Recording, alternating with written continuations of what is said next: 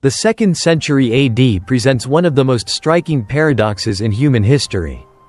At opposite ends of the Eurasian landmass, two ancient superpowers reached their absolute physical and demographic peaks. In the west, the Roman Empire spanned the Mediterranean basin. In the east, the Han Dynasty commanded a vast continental expanse. They were, without question, the most sophisticated administrative machines of their time. Yet, almost simultaneously, both systems began to fracture. Crucially, this unraveling wasn't triggered by a sudden, overwhelming foreign invasion. It wasn't simply the fault of corrupt emperors or moral decay.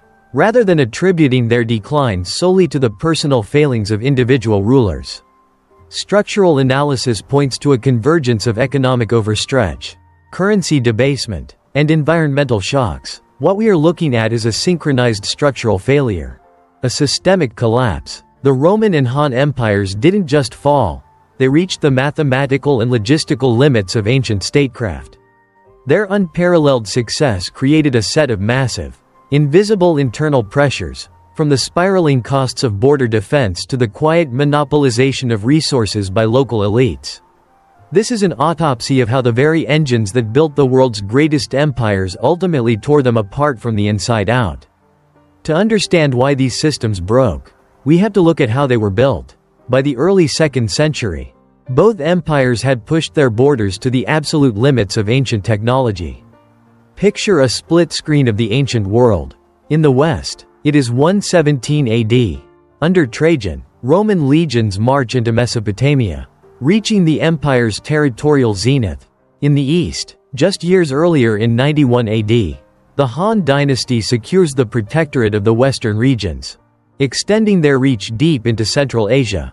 Both superpowers are operating at full capacity, but their underlying hardware, the logistical engines driving this expansion, was fundamentally different. The Roman machine ran on water. It was a coastal empire built around the Mediterranean Sea. This maritime backbone was an incredible logistical advantage. Moving grain, troops, and supplies by ship cost a fraction of moving them overland. This liquid highway allowed Rome to project power across 3 continents and sustain a highly standardized, permanent standing army of roughly 28 legions. The Mediterranean functioned as a massive supply chain subsidizing the military frontier. The Han Dynasty faced a much harsher geographical reality. They had to govern a vast, continental interior. You cannot sail a fleet of grain ships across the arid steppes or the Central Plains. To feed and control a peak population of roughly 53 million people, the Han engineered an entirely different engine. They relied on intensive agriculture, held together by a vast, labor-intensive network of roads, canals, and horse relay stations, and to fund the massive armies protecting their northern and western frontiers. The Han state directly intervened in the economy, enforcing strict government monopolies on essential resources like salt and iron. Rome built a system optimized for maritime extraction. The Han built a system optimized for continental mobilization. Both architectures brilliantly adapted to their geography. At the dawn of the 2nd century, systemic collapse wasn't predetermined. Both empires operated at a highly stable equilibrium, peak performance. Yet maintaining these massive logistical systems triggered a slow, compounding chain reaction, planting the seeds of their own destruction. To keep these enormous logistical engines running, both empires needed staggering amounts of capital. At their core, the Roman and Han states functioned as giant military funding machines. Consider the Roman setup. Although operating under the banner of a republic, the systemic framework of Roman governance heavily favored the wealthy elite, functioning more as an oligarchy than a democracy in the modern sense. This deeply unequal distribution of power dictated their fiscal policy. Maintaining a permanent, professional standing army of roughly 28 legions was astronomically expensive. Roman soldiers required regular pay, retirement land bonuses, and constant logistical provisioning. To foot this massive bill, the Roman state leaned entirely on its Mediterranean network. They extracted immense agricultural surpluses, specifically grain from Egypt, and direct taxes from conquered provinces, moving this wealth across the water to feed the military apparatus.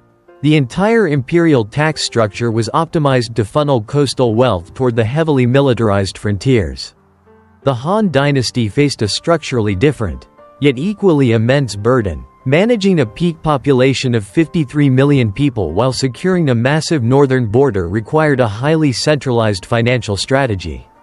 You cannot simply raise land taxes on peasant farmers indefinitely without triggering massive agrarian revolts. The Han state needed an alternative revenue stream.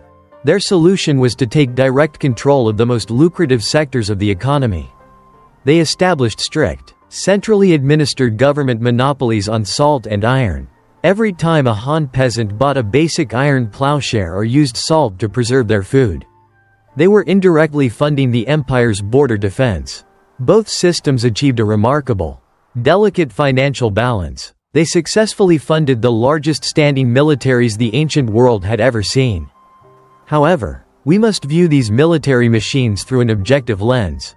While traditional texts often cite massive armies of hundreds of thousands, modern historians suggest these numbers were likely exaggerated for political effect, with actual field forces being significantly smaller and logistically constrained. Yet, even these realistic troop levels pushed the absolute limits of ancient supply chains. This financial balance was fundamentally rigid. The central governments were now locked into an unforgiving cycle.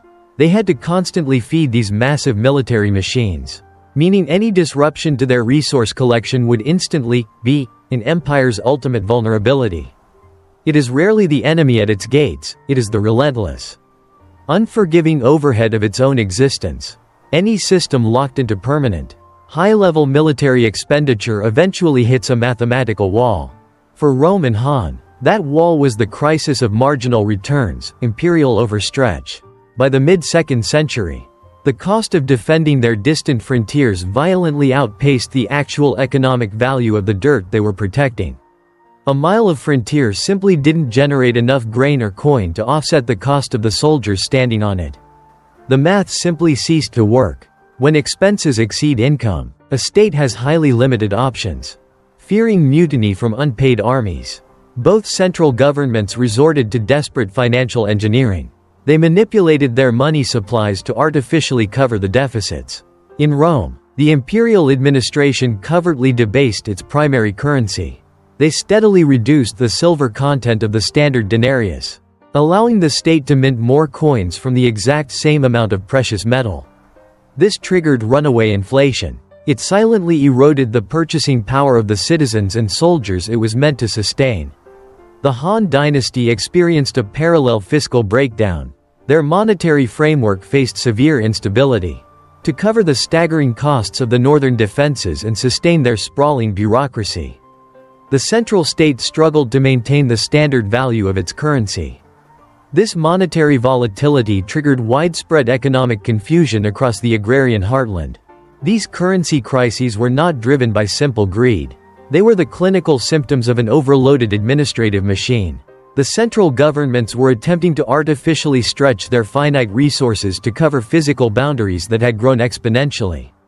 As inflation ate away at the value of state-issued money, the central authority began to lose its economic grip. This loss of financial control created a dangerous power vacuum at the local level.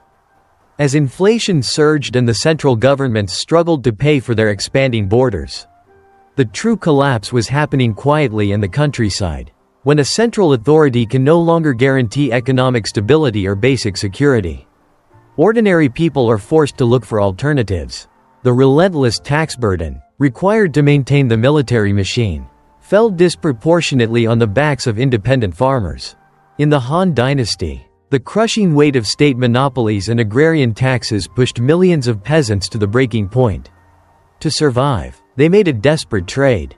They surrendered their small plots of land to the Haocheng, the powerful local gentry, in exchange for protection and debt relief.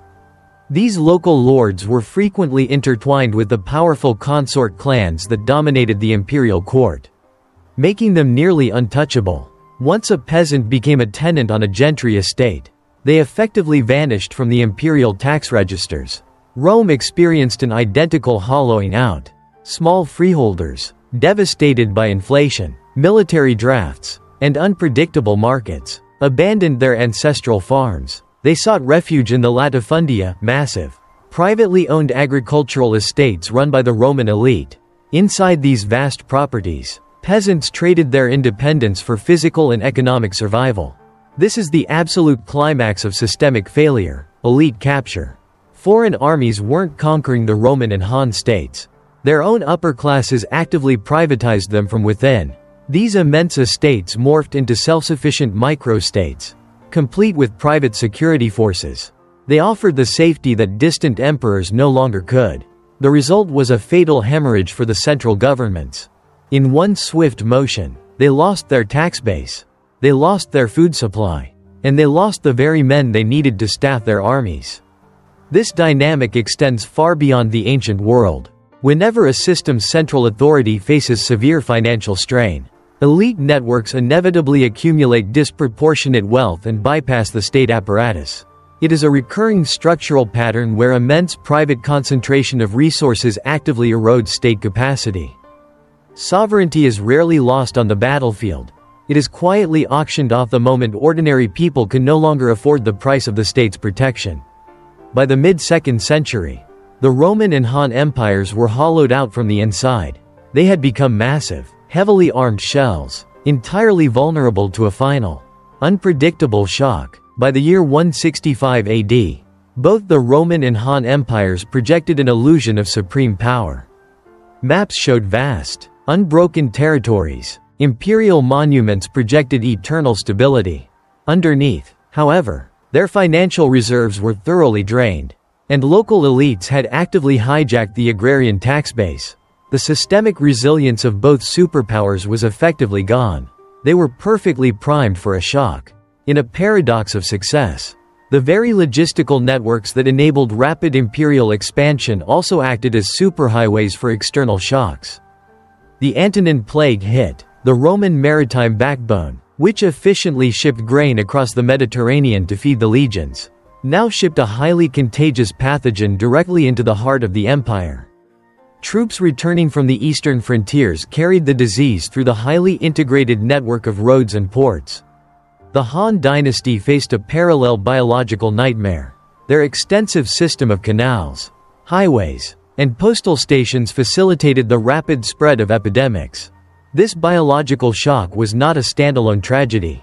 It was a structural catalyst. When the epidemics hit, the working populations of both empires collapsed. What followed was an immediate, devastating feedback loop. Fewer peasants meant an instant drop in agricultural output. Less food meant a crippled tax base. And a crippled tax base meant the central governments could no longer pay the massive standing armies holding the line. The empires were suffocating. To compensate for the sudden drop in income, the central states tried to extract even more taxes from the surviving population. This desperate move only accelerated the flight of frantic commoners into the protective, untaxable arms of the local gentry. The plagues did not invent the crisis. They exploited a severe, pre-existing vulnerability. They took an administrative machine running at maximum capacity and violently overloaded it. The physical hardware of the empires had successfully delivered a lethal blow to their own weakened software. This institutional overload didn't cause a dramatic, overnight disappearance of the Roman or Han states. It sparked a slow, agonizing political fragmentation. As the central governments bled out financially and biologically, the locus of power fundamentally shifted. The imperial capitals simply no longer dictated the reality on the ground. In the east, the Han central authority effectively dissolved into the hands of the very elite networks that had hollowed it out. The Haocheng and their fortified agricultural estates became the new political reality. Without a functioning central tax system to fund the imperial army, regional commanders and powerful landlords stepped into the void. The unified continental engine broke apart into highly militarized, self-sufficient regional factions. This was the raw beginning of early feudalization, where localized protection entirely replaced state sovereignty. A nearly identical structural shift happened in the West. The Roman state apparatus lost its ability to project power from the Mediterranean into the deep interior of its provinces. The vast latifundia transitioned from being just wealthy agricultural estates into autonomous fortresses. The peasant tenants working these lands became permanently tied to them. This set the exact architectural blueprint for European feudalism. The state didn't just fall to barbarian invasions. It had already dissolved into thousands of localized, privatized micro-kingdoms. The Grand Canals and the Mediterranean shipping lanes, which required immense state capital to maintain, gradually fell into disrepair. The cost of running a globalized ancient empire had permanently outpaced the available resources. When a system can no longer afford to operate at a monumental scale, it naturally defaults to a smaller, hyper-local baseline to survive. The parallel trajectories of the 2nd century Roman and Han empires offer a chilling blueprint of how superpowers actually fail. Their unraveling was never about a lack of military courage or the moral decay of a few tyrannical emperors. It was a matter of mathematics. Both empires built brilliant logistical engines that allowed them to scale to unprecedented heights. Yet that exact scale created border defense costs that their agrarian economies simply could not sustain forever. To survive the crushing math of imperial overstretch, both states triggered a cascade of fatal compromises. They debased their currencies, which in turn drove their own citizens into the arms of untaxable local elites. By the time environmental shocks like the Antonine Plague arrived via their own trade routes, the structural integrity of both systems had already evaporated. History, at its core, is an engine governed by the unforgiving laws of marginal costs. When the cost of maintaining a system exceeds the value it produces, the system will always fracture. In the grand calculus of history, greatness is the most expensive liability a civilization can carry.